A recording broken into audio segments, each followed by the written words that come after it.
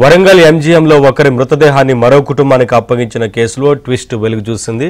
దీంతో రాయపర్తి మండలం మైలారంలో అంత్యక్రియలు నిలిచిపోయాయి. మృతుడిగా భావిస్తున్న కుమారస్వామి అనే వ్యక్తి ఎంజీఎంలో మానసిక వార్డులో చికిత్స పొందుతున్నాడు. పోలీసులకు సమాచారం అందించాల్సిన అవుట్పోస్ట్ పోలీసులు తప్పుగా సమాచారం అందించారు.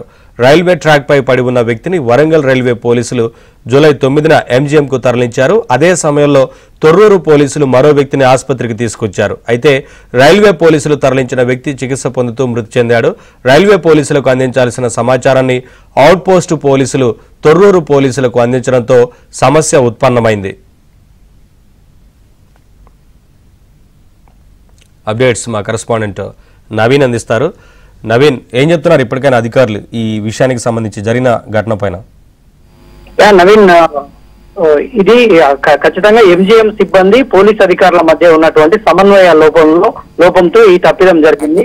తొర్రూరులో ఈ నెల 9వ తారీఖున కుమారస్వామి అనేటువంటి మతిస్థిమితం లేని వ్యక్తికి రోడ్డు ప్రమాదం జరగడంతో అక్కడి పోలీసులు నేరుగా ఎంజీఎం ఆసుపత్రికి తీసుకొచ్చారు. అదే సమయంలో రైల్వే ట్రాక్ పైన కూడా ఒక వ్యక్తి గాయపడడంతో రైల్వే పోలీసులు ఎంజీఎం కు తీసుకొచ్చారు. అయితే చికిత్స పొందుతూ రైల్వే ట్రాక్ పైన ఉన్నటువంటి వ్యక్తి, అతను గుర్తు తెలియని వ్యక్తి, అతను చనిపోయారు. ఆయన ప్లేస్ లో కుమారస్వామి చనిపోయారని కుమారస్వామి బంధువులకు అవుట్ పోస్ట్ పోలీసులు అక్కడ తొర్రూరు పోలీసులకు సమాచారం ఇస్తే తొర్రూరు పోలీసులు రాయపర్తి మండలం మైలారానికి సంబంధించిన కుమారస్వామి కుటుంబ సభ్యులకు సమాచారం ఇచ్చారు.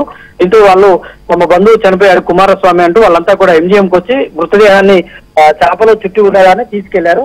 అయితే దాన సంస్కారాల నేపథ్యంలో దిప్పుడుగల్లం చేసే సమయంలో అతనికి చెవిలో తన కూతురు నాన్న అని పిలిచే సమయంలో అప్పుడు ఓపెన్ చేసి చూడగా అప్పుడు కుమారస్వామి కాదు ఈయన అని వాళ్ళ కూతురు తమ తండ్రి కాదని చెప్పడంతో అర్ధాంతరంగా అంత్యక్రియలు పోయాయి.